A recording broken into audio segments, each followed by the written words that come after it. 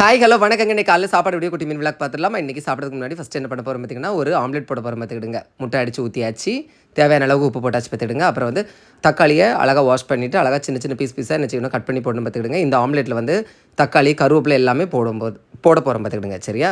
கருவேப்பிலை இந்த மாதிரி சின்ன சின்ன பீஸாக கட் பண்ணி போட்டுட்டு நல்லா கலக்குன்னு கலக்கிட்டு அப்படியே வெளியே வந்து தோசைகளை நல்லா சூடாக இருந்துச்சு பார்த்துக்கிடுங்க. அதுக்கு மேலே அப்படியே முட்டையை ஊற்றியாச்சு, அதை அப்படியே வலிச்சும் ஊற்றியாச்சு. சரி, அப்படியே வந்து இட்லி குட்டத்துலேருந்து மூடி எடுத்து அப்படியே அங்கே மூடி வச்சாச்சு ஆம்லேட்டுக்கு. அடுத்து பார்த்திங்கன்னா இட்லி எங்கேயுமே காலையே வச்சுருந்தாவ சட்னியை வச்சுட்டா பார்த்துடுங்க.